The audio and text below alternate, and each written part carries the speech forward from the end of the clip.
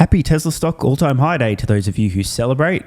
Wait, what's this? What? That's not right. Hang on. What's this? Oh, I know what this is. This is a screenshot. Shout out to a viewer who pointed this out from a video some guy posted on YouTube back in 2019 with the title, Waiting for Tesla Stock to Dip. Good luck. And I think his overall thesis was, if you believe the company has an incredibly bright future, and most people generally aren't appreciating that incredibly bright future, it's probably not a winning strategy to wait. It might work out. That would be more good luck than good management. Let me just quickly adjust this, by the way. Split adjusted, if you guys don't know. It's newer viewers as well. Stock split 3 for 1 and 5 for 1. So 329.94 over 5 over 3. It was $22 a share at the time this video was posted. Try to keep this picture in mind. Today, as I record this, Tesla stock closed $436.23 per share. Market cap $1.37 trillion. And importantly, the 52-week low, bro, $138.80 per share. Stock more than tripling from that low. Now, remember that chart I just showed you guys from that 2019 video? Watch what happens. We're just going to flick back and forth between these two charts for a second. And I want to ask you guys a question. Can you recognize this segment from, let's call it late 2013, early 2014 until late 2019? Can you see that on the chart? It doesn't look like this thing. Where is it? Oh, it's there. That little flat patch that looks like nothing happened. That right there, literally, is this after a massive breakout from here. The stock has since surged so much that this period of volatility where the stock was bouncing from, by the way, again, this is split adjusted. You've got to divide these numbers by 15. Let's just call it was bouncing around from, call it $20 a share down to about $12 a share during this period. It barely registers because the stock has moved a colossal amount since. Of course, this would never happen again. I just randomly wanted to point that out. Oh, and a bit of context, the stock up nearly 2,000% since that video just over 5 years ago. Time flies. And suddenly, just like that, Tesla stock again, talk of the town. When you think about the story going forward, it's going to be at full self-driving penetration, autonomous, and what I've ultimately believed. So you believe that stuff? Oh, I have a... Holy fuck, dude. I almost said what I was thinking then. I'm going to say, what a fucking retard. Did you hear that guy? Could you believe that stuff? Holy fuck. What a strange comment. It was so emotional from this dude, right? Dan's pointing out FSD and autonomy. And the professional Elon hater here just had to jump in. You believe that stuff? It's like almost a condescending thing. This is like Bloomberg podcast, by the way. But this kind of speaks to the mindset of many NPCs in the media and many NPC analysts and many NPC money managers who just simply don't believe that it's going to happen, or if it is, it's going to be decades away, or a bunch of other companies already had a Tesla or can't possibly work unless you have LiDAR. A lot of people missing an opportunity here. This, I think... Paul, let us be respectful. You wouldn't talk to Gene Munster that way. No, I would not. You're right. Wow. That's amazing. Congratulations to the co-host there for calling this dickhead out. I call it a manar bomb. More accurate. I mean, called out. He apologized. It's unbelievable how emotional some people are, how anti-Tesla they are. To say something so obnoxious, at least he got called out. So look, I think over the next 4 to 5 years, there will be a point where Sweeney is getting into a cybercab, no driver, taking him to play golf. That will happen next 4 to 5 years. All right. That I mean, if that happens, that is a whole new game. But that's our view. And again, the whole issue is... Interesting commentary there. If that happens, the guy's extremely skeptical. Spoiler alert, it will happen. That's a whole new game. In other words, the company's valuation, the way people perceive Tesla, holy fuck. And he's actually right. He just obviously doesn't believe it's going to happen. Is that between the Musk-Trump bromance, the reason it's so important for the stock is because now regulation in this country is going to rapidly change in terms of autonomous. And that, we believe $1 trillion alone for Tesla's valuation just based on autonomous. Gene, get us up to speed on this. And you come at this from Loop Ventures and Deepwater Asset, where you've really dived into the entrepreneurial part of technology. Do you buy the Ives story? 100%. I mean, I think that the reality is that if you're born today, there's no chance that you're going to, born in the U.S. today, there's no chance that you're going to ever need a driver's license. If you're 8 years old today, there's no. So that is 1,000% true. And did you hear the NPC again? Just, I don't know, what was that the sound a vagina makes when it cries? Oh, you're killing me. I'm really confused. Does anyone know any background on the dude who's whining, or just, where is he? That guy. Who is this guy? Why is he so emotional? Anyway, let's get back to the video. Strange responses. It's like, why would he have a personal, emotional response to the predictions from these analysts about autonomy? I don't get it. What could possibly cause such weird responses? No chance. And Or Gene, talk about what you talk about, like with your kid, like how you always say, like your kid, like will your kid, yeah. So I have a daughter. She's 8 years old, and I had a bet just after she was born that she would never have a driver's license. And a couple of weeks ago, I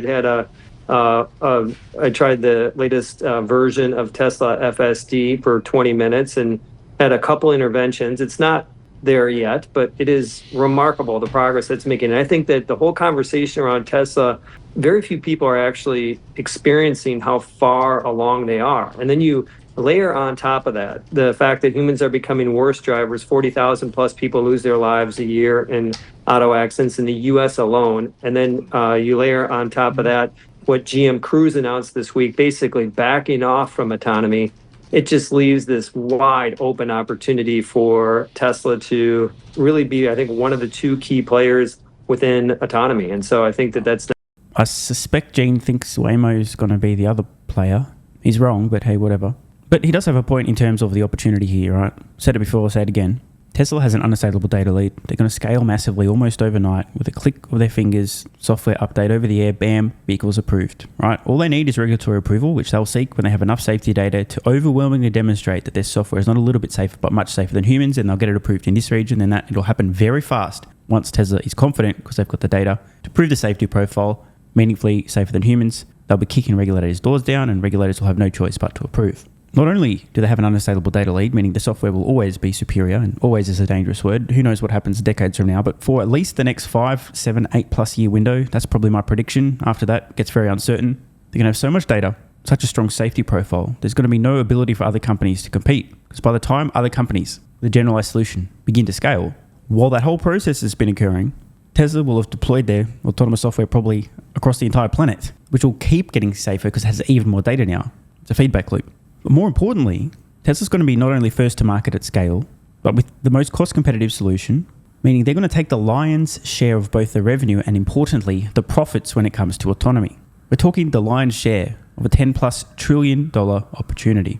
Not fully appreciated in shares of Tesla. So, Dan, when we think about the Tesla story, I mean, part of me, the cynic in me, thinks Elon Musk is trying to get me to take my focus away from bending metal, which is a low-margin business, competitive business, to other bets, to use a term. But you think those other bets, like autonomous driving, robotaxis, are real? But I think...